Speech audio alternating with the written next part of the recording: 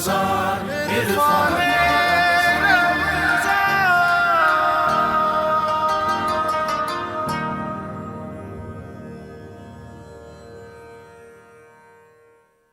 آمدید ضامن الف لام میم میں آج انتہائی سنجیدہ موضوع ہے۔ سب سے پہلے میں آپ کو بتاؤں کہ میں آپ ہم سب اس کا شکار ہیں۔ ہمارا ایسا نظر آتا ہے کہ معیارات کا قبلہ مغرب میں ہی کہیں ہے۔ ہمارے یہاں فیشن ٹرینڈ وہی بنتا ہے جس کو مغرب بنانا چاہے۔ ہمارے یہاں تعلیمی نظام بھی ایسا نظر آتا ہے کہ مغرب سے بہت زیادہ متاثر ہے، یہاں تک کہ ہمارے یہاں جسے ہم کہتے ہیں کہ فیسلٹیز یا پھر ہماری ذہنی عیاشی جسے ہم کہتے ہیں کہ جی تھوڑا بہت گھوم پھر لیں دیکھ لیں، اس کا طرز تعمیر بھی مغربی ہی ہے۔ اور پھر ہمارے قوانین بھی بہت سارے ایسے ہیں جو مغرب کے ساتھ ساتھ چلتے ہوئے نظر آتے ہیں۔ اب مغرب تو آگے نکل جائے گا، رہ جائیں گے ہم، ہماری نئی نسل، اور نئی نسل ان کی پرانی نسل سے بھی مقابلہ نہیں کر سکتی، کیونکہ جو کاپی کانٹینٹ ہمارے پاس ہے وہ تو بہت پرانا ہے، اس کو تو ایک قدیم زمانے میں بھیجنا چاہیے۔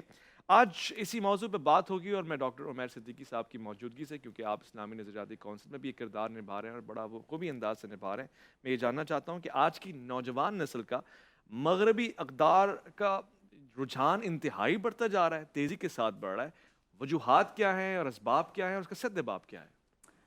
بسم اللہ الرحمن الرحیم۔ اویس بھائی، سب سے پہلے میں آپ کے اس پروگرام کی وساطت سے شدید الفاظ میں مذمت کرنا چاہوں گا کہ آج بیت المقدس میں سحری کے وقت میں اسرائیلی فوجوں نے داخل ہو کر، جوتوں سمیت داخل ہو کر فائرنگ کی اور بچوں پر، عورتوں پر بہت بہیمانہ انداز سے تشدد کیا، جو یقیناً شدید لائق مذمت ہے، اور امت مسلمہ کو جھنجھوڑنے کے لیے یہ کافی ہونا چاہیے۔ لیکن ہر سال ہم نے یہ دیکھا ہے کہ رمضان المبارک کے مہینے میں اسی طرح سے بیت المقدس کی حرمت کو پامال کیا جاتا ہے، اور قابل افسوس بات یہ ہے کہ آج کا موضوع بھی ہمارا یہی ہے کہ بجائے اس کے کہ مسلمان اس مغربی کلچر سے اپنے آپ کو دور کریں اور دین کے قریب ہو جائیں، بلکہ دیکھنے میں یہ آتا ہے کہ ہم نعوذ باللہ من ذالک ہم مغربی تہذیب کی اس رو میں بہتے چلے جا رہے ہیں۔ میں یہ سمجھتا ہوں کہ چند بنیادی عقائد ہیں جو ہر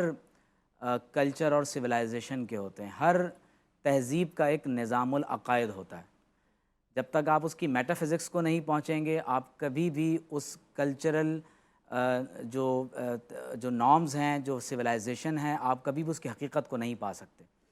وہ قوم جو اللہ تبارک و تعالیٰ کی توحید پر ایمان نہیں رکھتی، جو وجود باری تعالیٰ کے قائل نہیں ہیں، جو نعوذ باللہ شرک میں مبتلا ہیں، یا جو خیر اور شر کا تعین وحی الہی کی بنیاد پر نہیں کرتے، انسان کے عبداللہ اور خلیفۃ اللہ ہونے کے منکر ہیں، اور دنیا کو آخرت کی کھیتی نہیں سمجھتے، یقینی طور پر ان کا کلچر، ان کی تہذیب، ثقافت، ان کی وضاقتہ، یہاں تک کہ ان کی زندگی گزارنے کا ہر نظام، چاہے وہ سیاسی ہو، دفاعی ہو، معاشی ہو، یا قومی اور بین الاقوامی سطح کے کسی بھی نظام کی بات کی جائے، وہ اس قوم سے یکسر مختلف ہوگی جو توحید، رسالت، آخرت پر ایمان رکھتی ہے اور خیر اور شر کا تعین وحی الہی کی بنیاد پر کرتی ہے۔ یہ میں نے ایک ایسے بنیادی اصول آپ کے سامنے رکھ دیے ہیں کہ مغربی تہذیب ہو یا اسلامی تہذیب ہو، آپ اس کا تقابل ہر پیمانے پر ان بنیادی اصولوں کے پیش نظر کر سکتے ہیں۔ اب آپ دیکھیے کہ جب ہم ویسٹرن کلچر کی بات کرتے ہیں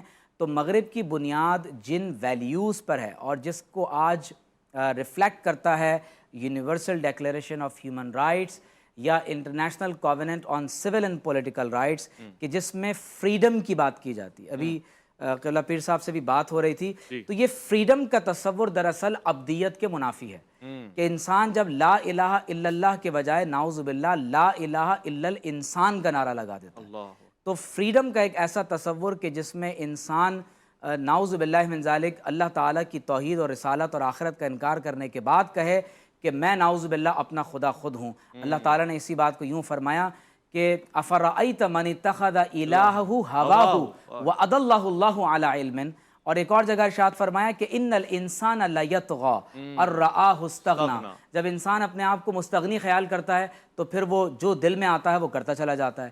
اور ایک حدیث میں یوں بیان کیا گیا کہ اذا لم تستحی، جب تم حیا نہ کرو تو پھر جو چاہے تم کرتے رہو، تو یہ آزادی کا تصور دراصل ابدیت کے منافی ہے۔ پھر اسی طرح آگے بڑھیں تو ویسٹ میں جب آپ مغربی تہذیب کو ایک ان کے بنیادی اقدار کو آپ دیکھتے ہیں تو ریشنلزم کہ وہ عقل پرستی کی بنیاد پر فیصلہ کرتے ہیں، وہ انسان کے نعوذ باللہ خدا ہونے کا اعلان کر دیتے ہیں، اور تیسری امپورٹنٹ بات یہ ہے کہ وہ حق اور باطل، اسلام اور کفر، ظلمات اور نور کو یکساں قرار دیتے تھے، اس کو ایکوالٹی کا تصور کہتے ہیں۔ تو میں یہ سمجھتا ہوں کہ اس کی وجہ سے آج آپ اثر دیکھیں کہ کیا ہے۔ مغربی تہذیب یہ نہیں ہے کہ کسی نے کوٹ پینٹ پہن لیا، صحیح، یا وہ انگریزی بولتا ہے، یا اس نے اچھے والے کو جوتے پہن لیے ہیں۔ ہمارے ہاں عام طور پر لوگ سمجھتے ہیں کہ شاید یہ ویسٹرن کلچر ہے۔ تو دیکھیے، ویسٹرن کلچر اپنی حقیقی روح کے اعتبار سے کفر ہے، وہ اسلام نہیں ہے۔ لباس تو دنیا کے کسی بھی حصے میں آپ جس طرح سے چاہیں وہ اسلامی اقدار کو پورا کرتا ہو تو پہنا جا سکتا ہے۔ اس مغربی تہذیب کا نتیجہ آج کیا ہے؟ دنیا میں سیم سیکس میرج ہو رہی ہے، ٹرانسجینڈرزم کے نام پر اس وقت جو کچھ ہو رہا ہے وہ آپ کے سامنے ہے۔ اور میں بات کو یہاں مکمل کروں گا کہ اب تو مزید بعد سیلف پرسیوڈ آئیڈینٹی میں اس قدر آگے بڑھ گئی ہے کہ لوگ اب یہ نہیں کہ میں مرد ہوں تو اپنے آپ کو عورت کوئی سمجھ رہا ہے، عورت ہے تو اپنے آپ کو مرد سمجھ رہی ہے، اب لوگ کتا بن رہے ہیں۔ وہ کہہ رہے ہیں مجھے لگتا ہے کہ میں کتا ہوں، ایک اور شخص ہے وہ کہتا ہے مجھے لگتا ہے کہ میں بھیڑیا ہوں۔ تو باقاعدہ ملینز آف ڈالرز، لاکھوں روپے، کروڑوں اربوں روپے خرچ کر کے لوگ اب کتا اور بھیڑیا بننے کی کوشش کر رہے ہیں۔ یہ ہے مغربی تہذیب کا وہ نتیجہ جو ہمارے سامنے اس وقت آ رہا ہے۔ تو مسلمان نوجوانوں سے میں خاص طور پر آپ کے پروگرام کی وساطت سے گزارش کروں گا کہ اس مغربی تہذیب کو جو بظاہر ایک گلیمر نظر آتا ہے اس میں آپ گرفتار ہونے کے بجائے come back to Quran and come back to Muhammad صلی اللہ علیہ وسلم، اور یہی ختم نبوت سے پھوٹنے والی تہذیب یونیورسل، ایٹرنل اور گلوبل ہے، اور اسی میں آپ کی نجات۔ اس گفتگو سے سوائے اتفاق کیے اور کوئی چارہ نہیں بنتا۔ لقد خلقنا الانسان فی احسن تقویم ثم رددناہ، یہی ہے، یہ جب انسان گرتا ہے، اور یہ میں اس کا الگ تقاضا کر رہا ہوں کہ جب وہ ذہنی پستی کی طرف جاتا ہے تو شاید اس طرح کے نتائج آتے ہیں۔ ڈاکٹر قاری صاحب سے میں سوال پوچھنا چاہتا ہوں۔ ڈاکٹر صاحب، آج بھی ایک خبر میری نظر سے گزری جس میں فرانس کے ایک معاشرے میں جہاں پر استاد نے کم مارکس دیے تو بچے نے، اسٹوڈنٹ نے استاد کو پکڑ کے مارا اور بڑا تشدد کیا کہ مارکس کیوں کم دیے، میرے سے زیادتی ہوئی ہے۔ ہمارا معاشرہ یہ نہیں کرتا، اور یہ ہماری روایات بھی نہیں ہے، ہماری اخلاقی اقدار بھی نہیں ہے۔ تو بہترین اخلاقی معاشرہ کون سا ہوا، مغرب کا یا ہمارا؟ ظاہر بات ہے، اصل میں ہم جیسے ڈاکٹر صاحب نے فرمایا نا کہ ہم مغرب زدہ ہوتے چلے جا رہے ہیں۔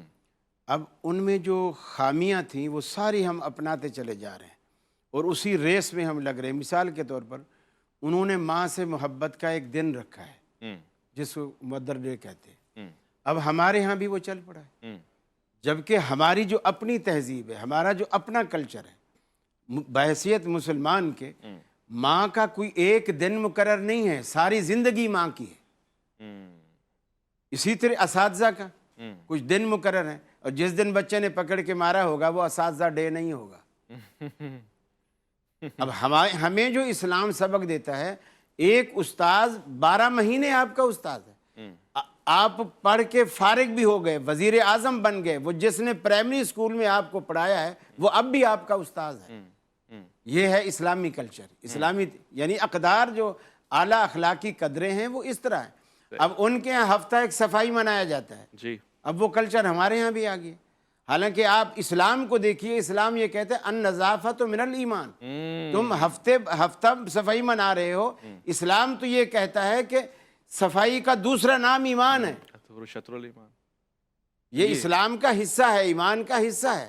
رسول اللہ صلی اللہ علیہ وسلم نے فرمایا اگر تم برتن بھی صاف کھانا کھاتے ہو تو برتن کو اگر انگلی سے صاف کر کے رکھتے ہو نا، یہ برتن تمہیں دعا دیتا ہے کہ یا اللہ جس طرح اس نے مجھے صاف کیا تو بھی اس کا ظاہر باطن ایسے ہی صاف کر۔ سبحان اللہ، کتنی اور اگر تم گندا کر کے رکھتے ہو تو وہ برتن تمہیں بد دعا دیتا ہے۔ اور کس گھر میں برتن نہیں دھلتے؟ ہر گھر میں دھلتے ہیں، لیکن اگر کوئی زاویہ نگاہ تبدیل کر لے اور یہ سوچ کر برتن دھوئے کہ میرے پیغمبر نے کہا کہ برتن دھلنے کے بعد دعا دیتا ہے، میں کیوں نہ اس کی دعائیں حاصل کروں۔ دھلتے ہر گھر میں ہیں، لیکن اس کو تھوڑا سا سنت کا زاویہ دے دیں، سنت کا رخ دے دیں، تو ہمارے اندر وہ روحانی پاکیزگی اور طہارت وہ بھی انشاءاللہ سنت کی محبت سے وہ بھی ہمارے اندر۔ قاری صاحب، آپ نے جو دھونے کی بات کی نا، اس سے میرے ذہن میں یہ آیا، ہم جب معاشرے کا تقابل کر رہے ہیں، اب یہ بات بہت ہی پست کی ہے لیکن ظاہر ہے اس میں ہونی چاہیے کہ ہمارے ہاں تو اتنی تہذیب، ایک ان پڑھ غریب جسے ہم کہتے ہیں جس کو کوئی علم نہیں ہے، اس میں بھی یہ ہے کہ وہ استنجا اور ان تمام آداب سے واقف ہے۔ دین نے تو یہ بتایا ہے، وہاں تو اس میں بھی کوئی شاید پیپر کا استعمال ہوتا ہے، نفاست اور طہارت سے تو بہت دور ہے، یعنی ایک بڑا گیپ تو آ گیا. ہمارے پاس اس وقت پروگرام میں تشریف فرمائے بہت ہی پیارے عمدگی میں خاصہ حاصل اسلامی نظریاتی کونسل کے ممبر ہیں. جب خطابت فرماتے ہیں تو وضاحت کے ساتھ، فصاحت کے ساتھ، انتہائی خوبصورتی کے ساتھ اور لطیف انداز سے. اور جامعۃ الصفا کے امیر بھی ہیں، مدیر اعلیٰ بھی ہیں. میں خوش آمدید کرنا چاہتا ہوں مفتی محمد زبیر کو. السلام علیکم ورحمۃ اللہ. اہلاً و سہلاً. شکریہ. شیخ نے اتنا انتظار کیوں کروایا کہیں؟ بس وہ ٹریفک کی مجبوری. اچھا چلو. اقبال ہمیشہ دیر سے آتا تو یہ اقبال ہیں تو پھر آپ کے ہیں جو پہلے آ گئے. ہے.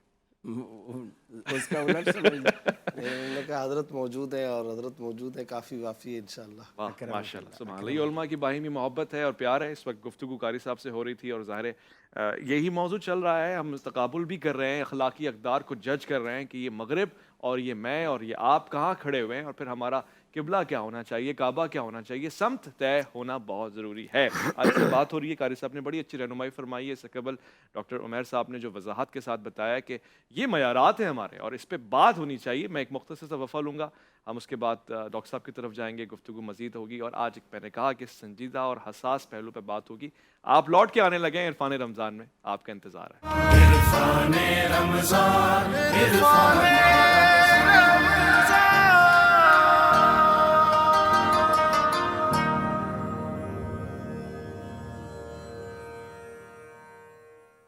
علاج آتش رومی کے سوز میں ہے تیرا، اور تیری خرد پہ غالب ہے فرنگیوں کا فسوں.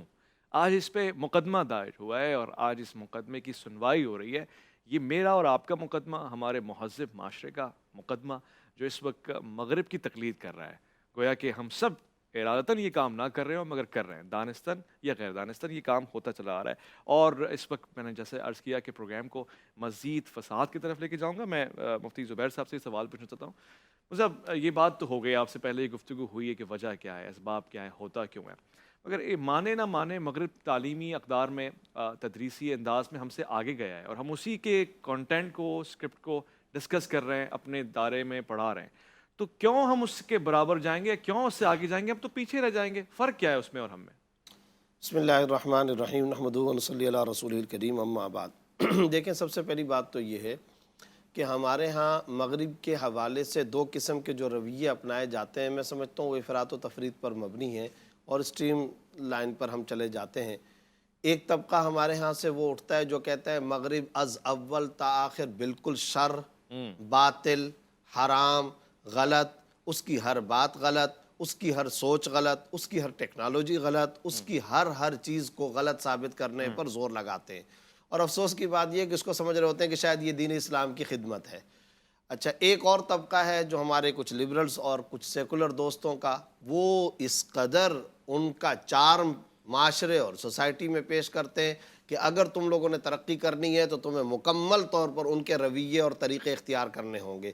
تو یعنی ایک نے ان کو مکمل خیر ہی خیر، دوسرے نے ان کو مکمل شر ہی شر قرار دیا. یہ دونوں لائنیں میں سمجھتا ہوں افراط و تفریط پر مبنی غلط ہیں.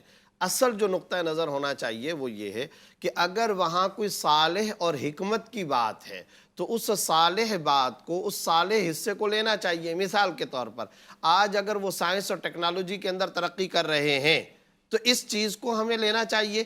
اور میں سمجھتا ہوں یہ انسانیت کا مشترکہ ورثہ ہے. آج اگر ویسٹ کے لوگوں کے پاس یہ چیز آئی ہے تو ایک زمانہ تھا کہ ہم اس کے بانی مبانی تھے، ایک زمانہ تھا کہ ہم سے یہ ساری چیزیں شروع ہوئی تھیں، اور اس کی ایک طویل ترین فہرست ہے. اس مختصر پروگرام میں اس کا وقت نہیں ہے کہ ہم ان تمام کے تمام سائنسدانوں کے نام بتائیں. فلکیات میں کس نے اپنا کردار پیش کیا، بھاپ میں کس نے پیش کیا، میڈیسن میں کس نے پیش کیا، کھانے پینے کی مشروبات، کافی، چائے، ترکی، اس طرح آپ کے کیمرے میں، جی یہ کس نے پیش کیا، اس کی طویل فہرست کے اندر نہیں جاتے.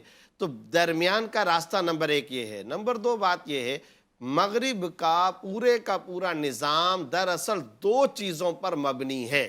نمبر ایک خالص عقل، نمبر دو ذاتی خواہشات نہیں. اگر خواہشات ہوتی تو بھی خیر تھی، ذاتی شہوات پر مبنی. یہ دو چیزیں ہیں، شہوت پر مبنی اور عقل پر مبنی. اب آپ عقل کے حوالے سے دیکھ لیں، ہمارے استاد محترم مفتی محمد تقی عثمانی صاحب مدظ العلوم نے خود یہ ایک حوالہ لکھا ہے.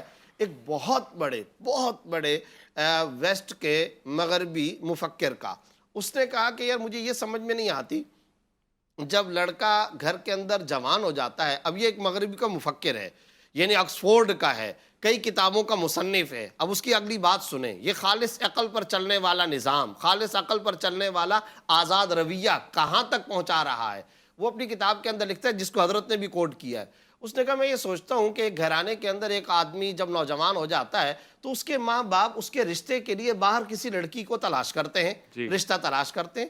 ایسا کیوں ہوتا ہے؟ اب وہ جس کو تلاش کر رہے ہیں اس کو یہ بھی پتہ نہیں کہ اس نوجوان کو کلر کون سا پسند ہے، کھانا کون سا پسند ہے، عادتیں کون سی ہیں، سوتا کب ہے، اٹھتا کب ہے، کس بات پر غصہ آتا ہے، کس بات پر خوش ہوتا ہے. اس باہر والی اجنبی اسٹرینجر وومین، ایک اسٹرینجر لڑکی کو، اجنبی خاتون کو ان باتوں کا کچھ پتہ نہیں ہے، جبکہ اسی گھر میں اس کی اپنی بہن موجود ہے. تو جب اس کی اپنی بہن موجود ہے، اس کو تو پتا ہے کہ بھائی کو غصہ کس بات سے آتا ہے، کلر کون سا پسند ہے، کھانا کون سا پسند ہے، نیند، اٹھنا بیٹھنا، وضع، قطع، قیام، طعام، لباس، علاج، معالجہ، سب کچھ اس کو پتا ہے. جب یہ سب کچھ پتا ہے تو بجائے باہر کی کسی لڑکی سے رشتہ کرانے کے، ماں باپ اس کی بہن سے اس کا رشتہ کیوں نہیں کرا دیتے؟ یہ مغرب کا مفکر اپنی کتاب میں لکھ رہا ہے، جس کو حضرت کوٹ کر رہے ہیں. اب آپ بتائیے یہ بات کس وجہ سے پیدا ہوئی؟ خالص عقل کے اعتبار سے اگر دیکھیں تو شاید اس کے دلائل کے اندر آپ کو کچھ وزن بھی لگ رہا ہوگا. یہ خالص عقل کی بات کر رہا ہوں. لیکن کیا ہماری اقدار، اسلامی اقدار، وحی پر مبنی تعلیمات اس کا تصور بھی پیدا کر سکتی ہیں؟ ہرگز نہیں، اس کا تصور بھی نہیں ہو سکتا. آج میری سوسائٹی اور معاشرے کا بھائی اویس ربانی صاحب، لبرل سے لبرل، سیکولر سے سیکولر بھی اگر کوئی آدمی ہو جو شاید عید کی نماز بھی نہ پڑھتا ہو، نام کا مسلمان ہو، مردم شماری کے رجسٹر کا مسلمان ہو، مذہب کے خانے کا مسلمان ہو، اس کا اسلامی تعلیمات و اقدار سے کسی قسم کا کوئی لینا دینا بھی تعلق نہ ہو، مجھے بتائیے کیا وہ اس بات کو پسند کرے گا؟ تصور بھی کر سکتا ہے کہ میں اپنی بہن سے اس طرح کا رشتہ قائم کروں یا میں اپنی بہن سے نکاح کروں؟ تصور بھی نہیں ہے. تو اس سے یہ پتا چلا کہ وہ چلتے ہیں خالص عقل پر، ہم چلتے ہیں وحی کی بنیاد پر. دوسرے نمبر پر میں نے ایک لفظ استعمال کیا تھا، خواہشات پر مبنی نظام مغربیت ہوتا تو بھی شاید کہ شاید اس کو برداشت کر لیا جاتا. شہوات پر مبنی ہے. اب وہ کیسے؟ آپ کو پتا ہے ان کے ہاں یہ جو ازدواجی تعلق ہے یا جنسیات کا جو معاملہ ہے، یہ جو سفلیات کا معاملہ ہے، اس میں وہ روک ٹوک کو پسند نہیں کرتے. آج ان کی اسمبلیاں، ان کے پارلیمان کے ایوان قوانین پاس کر رہے ہیں، بھائی اس کی بھی آزادی ہونی چاہیے، اس کی بھی آزادی ہونی چاہیے، اس کی بھی آزادی ہونی چاہیے. پھر اسی طریقے سے آپ مجھے بتائیے آج فیملی سسٹم وہاں پر کیوں ختم ہوا؟ اس کے پیچھے خالصتاً وہ مذموم شہوات ہیں. کیوں؟ بوڑھے والد کی نجاست اٹھانا. ٹھیک ہے، یہ انسانی طبیعت کی میل تو نہیں کھاتی نا. انسان تو نہیں چاہتا کہ میں اپنی بوڑھی اماں کے پیر دباؤں، انسان تو نہیں چاہتا میں اپنے دادا جان کی خدمت کروں، اپنے نانا جان کی خدمت کروں، اپنی بوڑھی بزرگ پھوپھی کے ہاتھ چوموں. انسان کی طبیعت تو یہ نہیں ہے، فطرت تو نہیں ہے. روحانیت نے، اسلام نے، مغربی کے نظام کے خلاف آسمانی نظام نے تو ہم کو یہ اقدار دی ہیں، یہ سوسائٹی، یہ مزاج و مذاق دیا ہے. مگر شہوت پر مبنی یہ ساری کی ساری چیزیں نہیں آ سکتی. یہی وجہ ہے کہ آج مغرب کا فیملی سسٹم تباہ ہے، آج مغرب کا خاندانی سسٹم تباہ ہے. چنانچہ صورتحال کیا ہے؟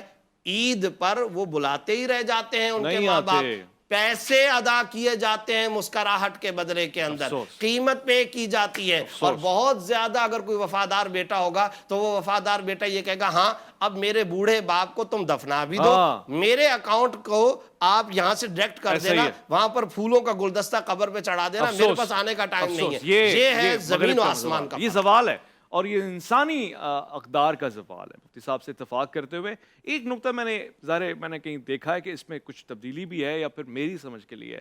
ڈاکٹر صاحب نے بتایا افرائیت من اتخذ الہہ ہواہ، وہ خواہش ہے یا پھر وہ بھی شہوات کے اوپر مبنی ہے؟ بات ہوگی اس پہ لوٹ کر آئیں گے. ایک مختصر سے وقفہ الف لام میم میں آپ کا انتظار ہے. عرفان رمضان، عرفان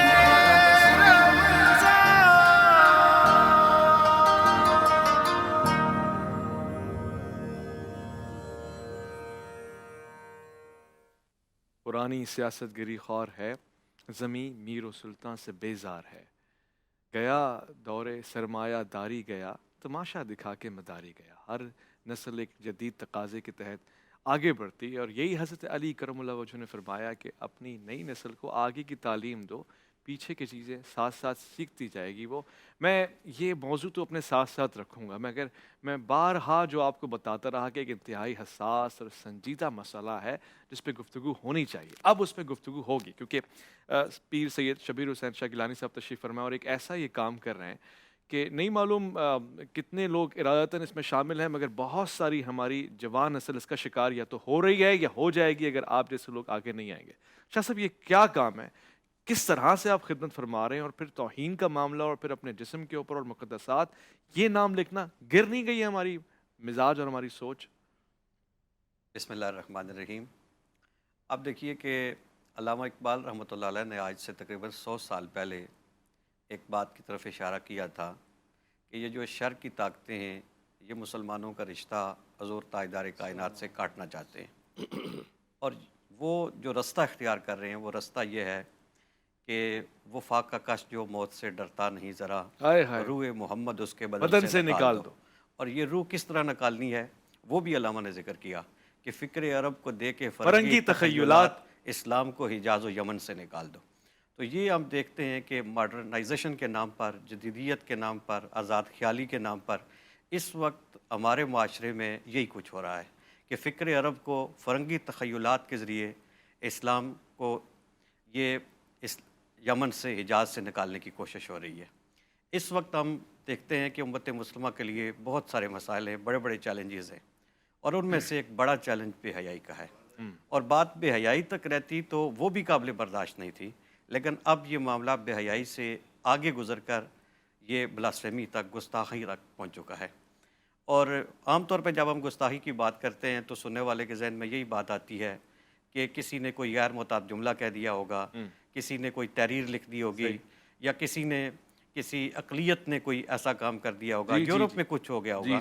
لیکن یہ جو گستاخی ہے یہ اس سے کئی ہزار گنا زیادہ سنگین ہے کہ انسانی جسم کے وہ اعضاء جن کا ہم کسی جگہ بیٹھ کے نام بھی اپنی زبان پر نہیں لاتے, ان اعضاء پر مقدس ترین ہستیوں کے نام لکھے جاتے ہیں, پھر بدکاری کی جاتی ہے, اس کی ویڈیوز تصویریں بنتی ہیں, اور پھر انہیں مخصوص اپلیکیشنز کے ذریعے مخصوص ویب سائٹس پر بلاسفیمی کے گروپوں میں پھیلایا جاتا ہے, اور اس کے ذریعے نئی نسل کو یہ اس دلدل میں دھکیلا جا رہا ہے.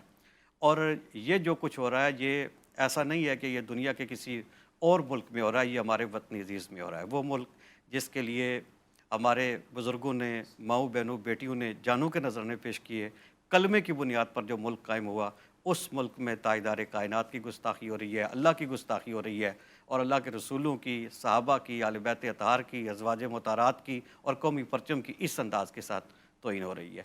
اور یہ جو تعداد ہے, شروع میں ہم سمجھتے تھے یہ کوئی 10-20 لوگ ہوں گے یا 100-200 لوگ ہوں گے, لیکن جب اس پہ کام کیا تو پتہ چلا کہ یہ ایسے نہیں ہے. اچھا. اور ایف آئی اے نے آج سے تقریباً کوئی 5 مہینے پہلے ہائی کورٹ میں جو رپورٹ جمع کرائی سائبر کرائم نے, اس کے مطابق ایسے بدبختوں کی تعداد پاکستان میں لاکھوں میں ہے, اور یہ پاکستان کے ہر شہر میں موجود ہے. کم و بیش 4 لاکھ کا فگر, 4 لاکھ کا فگر اس میں دیا جاتا ہے. تو اس میں کراچی سے لے کر گلگت تک پاکستان کا کوئی شہر اس سے محفوظ نہیں ہے. یہ پاکستان کی تعداد ہے, یہ پاکستان کی تعداد, 4 4 لاکھ کی تعداد وہ ہے جو ہمارے وطن عزیز کی ہے. اللہ. اور اس میں جو ایف آئی اے نے کام کیا ہے, اور لیگل کمیشن بلاسفیمی کے نام سے ایک ادارہ جو اس پہ کام کرتا ہے, اور طریق اس کا یہ ہے, پہلے آپ نے دیکھا ہوگا کہ ہمارے ہاں جب بھی کوئی بلاسفیمی کا واقعہ پیش آتا ہے تو ہماری تاریخ یہی رہی ہے کہ فوراً اس کو شیئر کیا جاتا ہے, وائرل کیا جاتا ہے, ساتھ کہا جاتا ہے اس پہ لعنت کریں اور شیئر کریں, تو وہ اور زیادہ پھیلتا ہے. ایسا ہی ہے. تو لیگل کمیشن آف بلاسفیمی نے ایف آئی اے کے ساتھ مل کر اس کے لیے رستہ یہ اختیار کیا ہے کہ ہم نے اس مسئلے کو سڑک پہ حل نہیں کرنا, وہاں پہ وسائل ضائع نہیں کرنے, اس سے ملک کا نقصان ہوتا ہے. ہم نے احتجاج کا رستہ اختیار نہیں کرنا, اگرچہ احتجاج کی اہمیت, افرادیت اپنی جگہ پہ ہے, لیکن وہ آخری حل ہے. ہم نے اس کو اداروں کے ذریعے, قانون کے ذریعے, کچہری کے ذریعے یہ رستہ اختیار کرنا ہے اور ان کو ان کے انجام تک پہنچانا ہے. اس وقت تک یہ جو F I A cyber crime ہے, انہوں نے تقریباً 120 لوگوں کو گرفتار کیا ہے, ان میں سے 11 کو ٹرائل کورٹ نے سزائے موت سنائی ہے, 2 کی سزائے موت جو ہے وہ ہائی کورٹ نے بھی کنفرم کی ہے. ان 120 لوگوں میں سے کسی ایک شخص کی بھی, کسی ایک بھی عدالت سے ان کی ضمانت نہیں ہوئی. جتنے بندے اس میں گرفتار ہوئے ہیں وہ سارے کے سارے مختلف جیلوں میں, زیادہ تعداد جو ہے وہ پنڈی میں ہے, کچھ اس میں لاہور میں کوٹ لکھپت جیل میں ہے, اور کچھ باقی شہروں میں ہے. اور یہ جو تعداد ہے اس میں ایک بات جو سمجھنے کی ہے, جو ہمارے لیے لمحہ فکریہ بھی ہے, کہ یہ کتنی تیزی سے پھیل رہے ہیں. 2019 میں 4 بندوں نے مل کے بلاسفیمی کا ایک گروپ بنایا، گستاخی کا، اچھا اور 2022 میں ان چاروں کو FIA سائبر کرائم نے گرفتار کر لیا۔ صحیح۔ اس وقت وہ چاروں اڈیالہ جیل میں ہیں۔ صحیح 3 سال بعد وہ گرفتار ہوئے، لیکن 4 بندوں نے جو گروپ 2019 میں بنایا تھا، 2022 میں جب وہ چاروں گرفتار ہوئے تو اس گروپ کے ممبران کی تعداد 32,000 ہو چکی تھی۔ اوئے ہوئے اب 1 سال سے وہ جیل میں ہیں، لیکن گروپ کی تعداد اب بھی بڑھ رہی ہے۔ اس وقت اس گروپ کی تعداد 40,000 سے بھی زائد ہو چکی ہے۔ اصل کرونا وائرس تو یہ خبیث لوگ ہیں۔ تو اب یہ دیکھیے کہ یہ چیز کتنی تیزی سے پھیل رہی ہے اور کتنے لوگ ہیں جو اس دلدل میں دستے جا رہے ہیں۔ ایسا ہی ہے۔ اس پہ جو کام اس وقت کیا جا رہا ہے وہ صحیح۔ یہی ہے کہ اس میں ضرورت ہے کہ ٹھیک ہے۔ ہمارے ادارے اپنا کردار ادا کریں، PTA اپنا کردار نہیں، ادا کریں۔ میں آپ کو شاباش کہوں گا، تحسین ہے، تبریک ہے، آپ بہت اچھا کام کر رہے ہیں اور مجھے خوشی ہوئی ہے کہ آج آپ نے آ کے ہماری آنکھیں کھولی ہیں اس حوالے سے۔ یقیناً ہم سب یہ سوچ رہے ہیں کہ شاید چند ایک لوگ غلطی سے، آپ کہہ رہے ہیں ارادتاً پلاننگ کر کے آرگنائز طریقے سے یہ کام کر رہے ہیں۔ 11 افراد کو پھانسی بھی ہوئی ہے اس سلسلے میں، آپ نے بتایا۔ ٹرائل میں آگے کورٹ سزا سنائی۔ چلنا چاہتا ہوں ہمارے ساتھ ڈاکٹر صاحب، آپ اس کے علاوہ جو ہمارا آج موضوع بھی چل رہا ہے وہ اس سے ربط رکھتا ہے، جوڑ رکھتا ہے، تسلسل بھی اسی بات کا ہے کہ ہمارے ہاں اور مغربی اقدار میں یکسر ایک اختلاف پایا جاتا ہے، یعنی مختلف انداز ہے۔ مثلاً اصول یہ ہے کہ اصول کی تمام جدید طریقہ کار مغرب کے مفید ہیں اور ان کو استعمال کرنا چاہیے، یہ سب اس پہ اتفاق کرتے ہیں، مگر جو نقطہ قرآن و سنت کا ہے وہ اس سے اختلاف رکھتا ہے۔ جدید طریقہ کار کا استعمال اور ہمارا مزاج یہ الگ الگ ہے۔ مزاج تو خیر الگ ہیں، ظاہر بات ہے، اس میں تو کوئی دو رائے نہیں ہے، لیکن اس کا علاج وہی ہے جو رسول اکرم صلی اللہ علیہ وسلم نے اختیار فرمایا۔ وہ علاج یہ ہے، یہ چیزیں پیدا اس لیے ہوتی ہیں کہ سب سے پہلے جب ہمارے دلوں کے اندر اللہ رب العالمین کا تصور، اس کا ڈر، اس کا خوف، اس کی ذات کا ہونا، وہ تصور جب معدوم ہو جاتا ہے ایک مسلمان کے دل میں، پھر وہ کہیں کبھی نہیں رہتا۔ نبی رحمت صلی اللہ علیہ وسلم نے مکے کے اندر 2 کام کیے پورے 13 سال تک، کوئی حج، کوئی جہاد، کوئی عمرہ، کوئی شادی کے مسائل، جناز، کچھ نہیں سکھلائے۔ 13 سال تک صرف 2 کام کیے۔ لوگوں کو ایک یہ بتایا کہ تمہارا رب ایک ہے، صحیح۔ خالق، مالک، رازق، سب کچھ وہی ہے۔ دوسرا یہ تصور مضبوط کیا 13 سال تک کہ تم نے مرنا ہے اور مرنے کے بعد ایک بڑی عدالت کے اندر اللہ کے سامنے تم نے پیش ہونا ہے۔ یہ وہ تصور تھا جو انسان کو برائی سے روکتا ہے، کیونکہ یہ جب ڈر ہونا کہ میں نے ایسی جگہ پیش ہونا ہے، میری بے عزتی ہوگی، مجھے سزا ملے گی، میرا یہ ہو۔ اب ہم اتنے نڈر ہو چکے ہیں، یعنی CCTV کیمرہ سے ہم ڈرتے ہیں، اللہ سے نہیں ڈرتے۔ اگر دیوار پہ لکھا ہوا ہو اور 500 کا نوٹ پڑا ہوا ہو اور ہم جا رہے ہوں، وہاں ہماری نگاہ پڑ جائے کہ لکھا ہوا ہے کہ کیمرے کی آنکھ تمہیں دیکھ رہی ہے، تو میں وہ نوٹ نہیں اٹھاؤں گا، اس لیے کہ بھی ہو سکتا ہے کسی نے مجھے بدنام کرنے کے لیے ڈالا ہو۔ اور اگر آگے چل کر یہ لکھا ہو کہ خبردار اللہ تمہیں دیکھ رہا ہے، کسی کو پرواہ ہی نہیں ہوتی، خوف خدا اگر ہوگا تو، اس لیے کہ وہ تصور ہمارے دل سے نکل گیا۔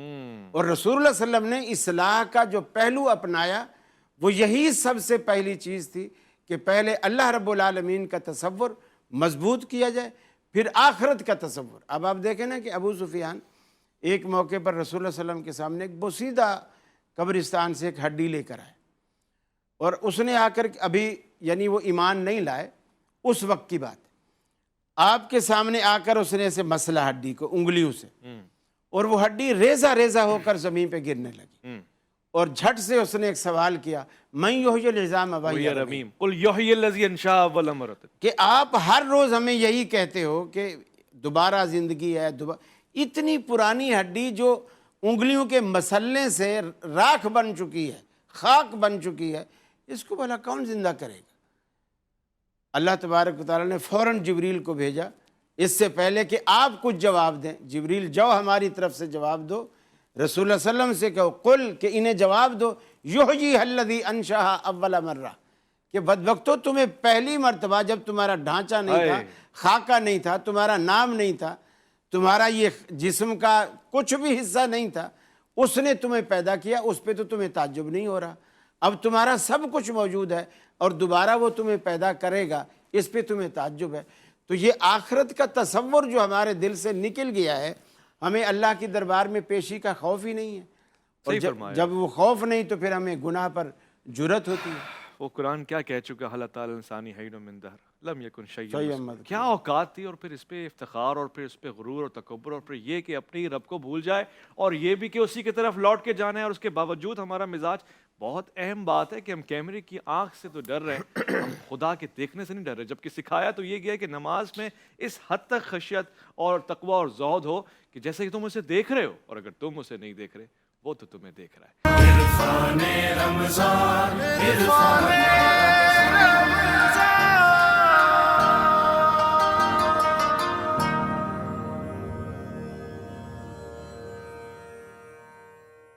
یہ سچ ہے، خیرہ نہ کر سکا مجھے جلوے دانش فرنگ، سرما ہے میری آنکھ کا خاک مدینہ و نجف۔ یہ اقبال ہے کہ جس کو اقبال حاصل تھا، شعور کی آنکھ کھلی ہوئی تھی، وہ بصارت کے ساتھ ساتھ بصیرت سے بھی کام لے رہا تھا، تو اس نے اس تہذیب کو دیکھنے کے بعد یہ نتیجہ نکالا، اور اس نے کہا کہ یہ تہذیب اپنے خنجر آپ خودکشی کر لے گی، شاخ نازک پہ جو آشیانہ بنے گا ناپائیدار ہوگا، اخلاقی اقدار اگر گر جائیں وہ معاشرہ تعمیر ہو ہی نہیں سکتا۔ مفتی محمد زبیر صاحب، ہم اب جس کلچر کی طرف جا رہے ہیں، جس کو ہم کہہ رہے ہیں معیار ہے ہمارا، اور یقیناً غیر دانستہ ہم اس کی تقلید کر رہے ہیں، یعنی مغرب، وہاں پہ ڈیورس، سپریشن یا پھر کامن لا، اس طرح کی چیزیں ہیں، اور اب ہمارے یہاں اس کا رجحان آ رہا ہے کہ ہمارے یہاں بھی ڈیورس کا اضافہ ہوتا جا رہا ہے، کیسے روکیں؟ دیکھیں، سب سے پہلی بات تو یہ کہ جس طرح کا ہم متاثر ہونے کا مزاج رکھتے ہیں، خدا را سب سے پہلے ہمیں وہ تأثر ختم کرنا چاہیے۔ ہم یہ سمجھتے ہیں کہ وہ چونکہ ظاہری چکا چوند، مادہ پرستی، ظاہری طور پر نیلی پیلی ترقی، ظاہری طور پر روشنیاں، تو ہم اس سے متاثر ہوتے ہیں۔ بنیادی بات جو نقطے کی ہے، جو خود حدیث کے اندر بھی آئی ہے، کہ اگر حکمت کی بات ہو، کہیں پر بھی ہو، مومن حقدار ہے، وہ اس کو لے لے، لیکن اس کے علاوہ جتنا بھی فساد، جتنا بھی خرابی کا مواد، وہ ہم وہاں سے کیوں لیں؟ اب آپ یہ دیکھیں، پورے مغرب کے اندر نانی کوئی نہیں ہے، پھوپھی کوئی نہیں ہے، خالہ کوئی نہیں ہے، دادا کا کوئی تصور نہیں، نانے کا کوئی تصور نہیں۔ جب وہ سگے باپ کو اٹھا کر بڈھا گھر میں رکھ دیتے ہیں، جب وہ سگی ماں کو اولڈ ہوم کے اندر بھجوا دیتے ہیں، ان کے نماز جنازہ، ان کی آخری رسومات تک کا ٹائم ان کے پاس نہیں ہے، تو دادی کو کون پوچھے گا، نانی کو کون پوچھے گا؟ اچھا، دادا کا بھائی، اس کو کون پوچھے گا؟ یہ تو بر صغیر کی اعلیٰ اقدار ہے کہ یہ نانا کا بھائی ہے تو میرا نانا لگا، یہ میری پھوپھی کی کزن ہے تو میری پھوپھی لگی۔ یہ جو رشتوں کا پاس، یہ جو تقدس، یہ جو فیملی نظام اور یہ جو خاندانی سسٹم ہے، یہ ہمارے مشرقی روایات اور ہمارے بر صغیر کی روایات اور اسلامی اقدار و روایات ہیں۔ چنانچہ خود حدیث میں آتا ہے، علموا انسابکم، اپنی اولاد کو اپنے رشتہ دار، اعزہ اقربا، کمیونٹی، برادری کے نسب بھی باقاعدہ سکھاؤ۔ اس میں لفظ ہے تعلیم، جیسے کہ ہم حدیث کا، قرآن کا علم دیتے ہیں، اسی طریقے سے اپنے رشتے ناطے سکھاؤ، سمجھاؤ، تاکہ کل کو وہ ان کے حقوق ادا کر سکیں۔ میں دو باتیں بہت مختصر سے وقت میں آپ کی اجازت سے کہنا چاہتا ہوں۔ پہلی بات تو یہ ہے کہ جب انسان وحی سے آزاد ہوتا ہے تو اس کے تمام باڈی کے اعضاء اور پارٹس آف باڈی بھی آزاد ہو جاتے ہیں۔ مثال کے طور پر سورہ اسراء بنی اسرائیل آیت نمبر 36، اللہ رب العزت ارشاد فرماتے ہیں، ان السمع والبصر والفؤاد کل اولئک کان عنہ مسئولا۔ کان، آنکھ، دل، یہ سب کے سب اعضاء قیامت والے دن ان کے بارے میں پوچھا جائے گا۔ سوچا کیا تھا، دماغ میں تصور کیا لائے تھے، آنکھ سے دیکھا کیا تھا، کان سے سنا کیا تھا۔ اب صورتحال یہ جو قیودات قرآن لگا رہے نا، کیا مغرب میں ان قیودات کا تصور ہے؟ کیا وہاں ہے بد نظری کا کوئی تصور ہی نہیں، برا سننا، میوزک وغیرہ، اس کے اوپر کوئی روک، کوئی ٹوک، کچھ نہیں، کوئی تصور نہیں۔ دل میں تمہارے کیا خیال آتا ہے، اس پہ کوئی روک ٹوک نہیں۔ چنانچہ یاد رکھیے، جب وحی سے انسان آزاد ہوتا ہے تو پہلے نمبر پر پیدا ہوتی ہے آزاد خیالی، اس کا اینڈ پہ نتیجہ نکلتا ہے آزاد رویے۔ آزاد خیالی، بعد میں آزاد رویے، اسی کا یہ نتیجہ ہے جس کا محترم حضرت شاہ صاحب نے بھی فرمایا تھا، اور میں سمجھتا ہوں اس کے پیچھے وہی مغربیت ہے کہ آزاد خیالی کا تصور ہوا اور خود ساختہ سپیچ کی فریڈم اور آزادی اظہار، اس کے نتیجے میں انبیاء نعوذ باللہ محفوظ نہیں، اللہ کی ذات خالق کائنات وہ محفوظ نہیں، اس کے ساتھ ساتھ صحابہ اہل بیت محفوظ نہیں۔ کیوں؟ آپ کے من میں جو آتا ہے بولو، اور آپ کو کوئی روک ٹوک نہیں ہے۔ اچھا، پھر ایک بات یاد رکھیے، جب انسان وحی سے آزاد ہوتا ہے نا، تو پھر وہ خلا و فضا میں ٹامک ٹوئیاں مارتا ہے، اس کے رویوں میں تضادات آتا ہے۔ وہ کیسے؟ واشنگٹن اور لندن کی سڑک پر کوئی اگر کسی کو برا بھلا کہے، صحابہ اور انبیاء کو گالی دے، یہ جرم نہیں، घूर कर देख ले, ये इस पर जुर्म है। हाँ, ये जुर्म लिखा है। अंदाजा लगाओ, 1.5 अरब इंसानों के दिलों को अजियत पहुंचा दो, ये जुर्म नहीं है। 1.5 अरब इंसानों को आपने जहनी अजियत पहुंचाई, ये जुर्म नहीं। घूर कर देख लिया, इस पर जुर्माना है, कोर्ट ला सजा, और इस पर अदालत के अंदर तलब किया जाएगा। ठीक है। अच्छा, आखिर में एक और बात कहना चाहता हूँ, मेरा ये दर्द दिल है, आज आपके प्रोग्राम में कहना चाहता हूँ, बहुत दुख के साथ कहना चाहता हूँ, आउट ऑफ द वे आपके प्रोग्राम के अलावा, हर रमज़ान में मेरे फ़लस्तीनी भाइयों पर मस्जिद अक़सा में जो मज़ालिम ढाए जाते हैं, कल की रात के अंदर भी जो वहाँ पर बदमाशी, जो उन्होंने खबासत की है और जो वहाँ पर मुख्तलिफ़ हिस्सों को आग लगाई है, हर रमज़ान में अफ्तारी का टाइम और तरावी का टाइम वहाँ के फ़लस्तीनी अहले महल्ला की हिचकियाँ और सिसकियाँ आसमानों से बातें करती हैं। कल भी वहाँ पर ये काम हुआ। हम आज आपके प्रोग्राम के तवस्सुत से मुश्तरका तौर पे कहते हैं, खुदारा अक़वाम मुत्तहिदा को, खुदारा मज़ाहिब आलम की क़यादतों को, खुदारा अरब लीग को, खुदारा OIC को, इस्लामी तावन तंजीम को आगे बढ़ना चाहिए और इस पर रोक लगाने का भी बनता है, अलमबरदार बनता है, इंसानी हुकूक, और ये सारी इसी के ज़ुमरे में कही जाती है। क्यों नहीं? यहाँ पे इंसानी हुकूक ही नजर नहीं आते। डॉक्टर साहब, मैं चाहता हूँ 30 सेकंड्स का एक पैगाम चला जाए, आपका पैगाम लिए बगैर प्रोग्राम कामिल नहीं ये होगा। पैगाम मेरा यह है कि असातिज़ा, वालिदैन अपने बच्चों की नस्लों की ईमान की हिफाजत करें। सही। सबसे अजीम तरीन दौलत ईमान की दौलत है, और अपने बच्चों को कभी भी बग़ैर तरबियत के ना रहने दें, चाहे वो उम्र के किसी भी हिस्से में हों। सही। उनको अपने करीब करें, गैप ख़त्म करें।